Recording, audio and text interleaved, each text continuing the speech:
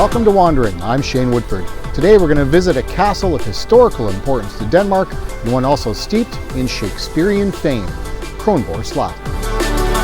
Kronborg Slot Castle is located in Helsingør, just north of Copenhagen. It's easily reachable by train and can be done as a day trip from the city.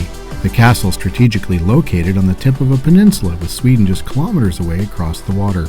Kronborg was one of the most important castles in Northern Europe during the Renaissance. Its splendor and royal parties were the stuff of legend. After a major rebuild, Kronborg represented the military might of Denmark, with its thick imposing walls, extensive moat system, powerful cannons, and intimidating battlements, sending the message that Denmark was not to be trifled with. Kronborg's cannons also served to enforce a toll on passing ships, or sound dues. The money that flowed into Danish coffers saved the country from financial ruin after a long, expensive war with Sweden ended in 1570. Kronborg is also the fabled home of Shakespeare's Hamlet, a prince of Denmark in the bard's famous tragedy.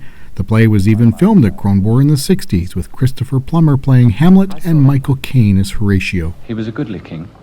He was a man. Take him for all in all, I shall not look upon his like again. My lord, I think I saw him yesternight. So? Who? My lord, the king, your father. King?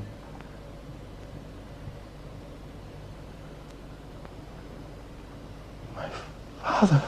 To quote the bard, all of the world is a stage, and Kronborg would be a major set piece on that stage, allowing visitors to enjoy the beautiful Renaissance castle, learn a little bit about its history, and enjoy various Shakespearean experiences throughout.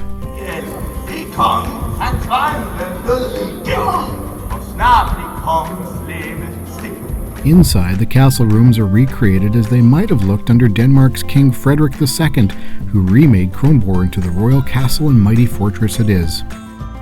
When he needed a break from running the kingdom, this is where King Frederik entertained friends and nobles with feasts and flowing drink. Here, Frederik could let his hair down, telling guests the king was not at home, signaling rules of the court were temporarily suspended and the real merrymaking could begin.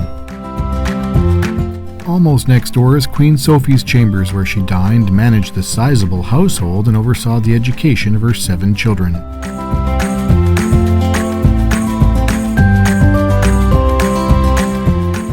The Great Ballroom was the largest of its kind in Northern Europe, measuring 60 meters in length, with a giant fireplace and a beautiful marble floor. This is where the king and queen would throw lavish parties and grand royal receptions. Today it offers sights for both adults and children.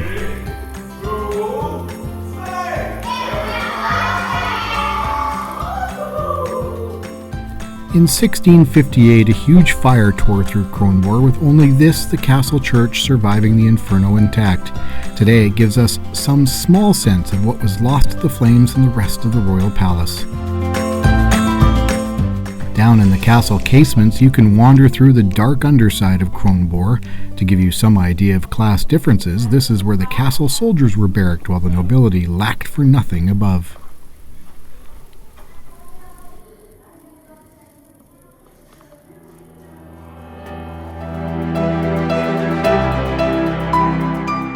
It is also down here where you will find Holger the Dane.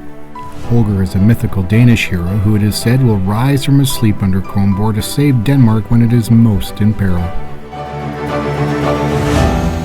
It's appropriate to end our visit to Kronborg with a quote from Hamlet: "There are more things in heaven and earth, Horatio, than are dreamt of in your philosophy." Thanks for joining us. See you on the next Wandering.